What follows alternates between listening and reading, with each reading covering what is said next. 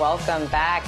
Many students are now graduating high school and heading off to college, but the pandemic has changed some of those college entry requirements, like no longer requiring those SAT tests that everyone absolutely dreads taking. Now, will they and should they stay the same after the pandemic is over? Let's chat more about that with Akil Bello, Director of Advocacy and Advancement at FairTest and the former CEO of the test prep service Bell Curves. We're also joined now by Yahoo Finance's Aarthi Swaminathan.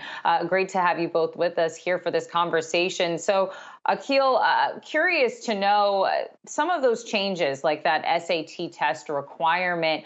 Do you see that staying after the pandemic is over? And should students, when they are applying for college, say, yes, I absolutely need to take that SAT test? Colleges actually do want to see that score, or can they say, you know what, they actually don't care and just leave it off? So the first thing is that before the pandemic, about 50%, maybe 55% of colleges were test optional anyway. So the pandemic didn't change anything for those schools. Since the pandemic, that number increased at its height to about 72%.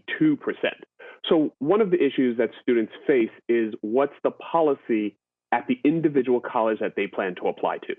If the college, say in Florida, where a lot of the public institutions did not go test optional, if the college still requires tests, they'll have to do it. So student behavior is largely going to be driven by institutional policy and how long that policy is in place for. So it's hard to give an easy answer of yes, take it, or no, don't take it. Akil, there has been an entire industry developed to help students get this. Might be a multi-million, might be multi-billion even. And we saw that sort of come to a head with the Varsity Blues scandal, where people started gaming the system. So can you just distill a little bit about the most valuable and least valuable aspects of this test industry? Oh, the value of the test industry, as in the test prep industry, to the college process is fairly minimal. It actually hurts the college process. The value of testing to the college admissions process is also fairly minimal. Testing predicts above GPA, maybe 5-6 percentage points of first year GPA. So if you just use high school GPA, you get a pretty good prediction of who's successful. You use testing in a college office, and you add a little bit to that prediction. So to create a multi-billion-dollar industry around administering and preparing for these tests seems like fairly minimal return on investment for the country. Can you see a time, Akil, where, given what you just said, colleges across the board, including the Ivies, are going to say, we just don't see the value anymore in these standardized tests.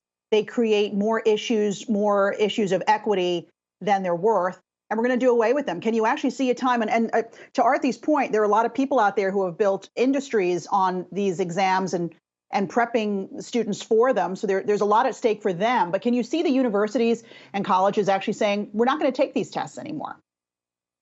Well, that time existed in the past and will continue to exist and grow, right? There are colleges, since 1926 when the test was invented, that didn't require the test.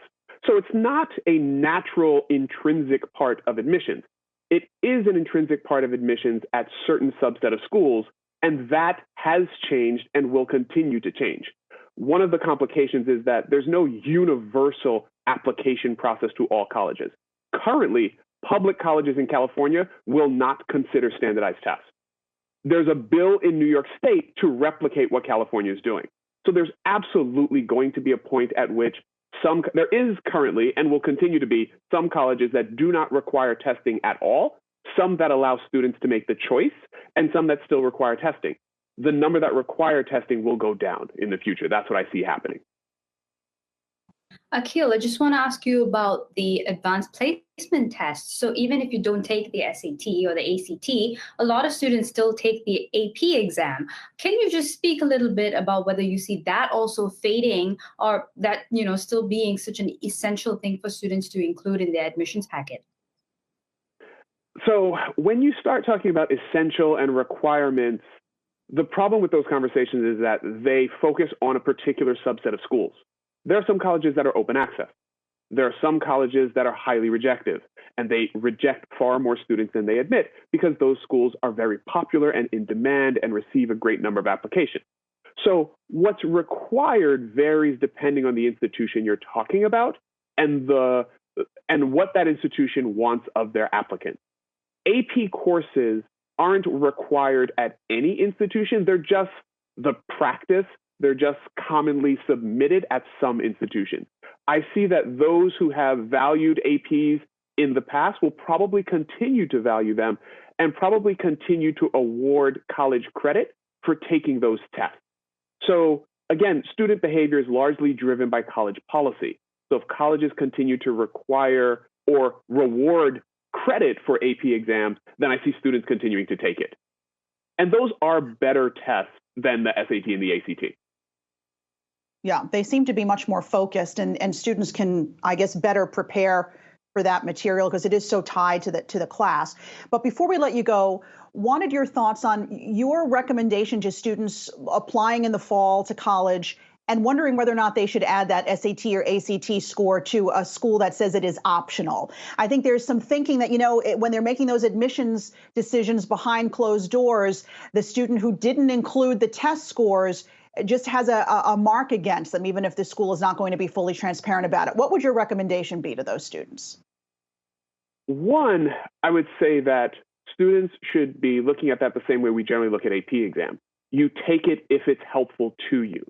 So if you're going to do well, if it's a skill that you have, then it does make sense to submit it. If it is not a skill that you have, if you are not going to do well, if you don't have the money to invest in preparation to get your score to a competitive range, then it may not be worth it to you. So overall, I think optional puts the onus on the students to make a decision of whether this is a strength or not. Colleges are fairly transparent about their policies, and not submitting a test score at the vast majority of institutions is not necessarily a mark against them, just like not taking APs is not necessarily a mark against you. It just means it's one potential feather in your cap that you may not have. Feels like applying to college is just getting harder and harder and harder with more and more things to consider, at least just in the last, I'm going to just say 10 plus years since I last applied to college. Akil Bello from FairTest, Aarthi Swaminathan, thank you both for joining us.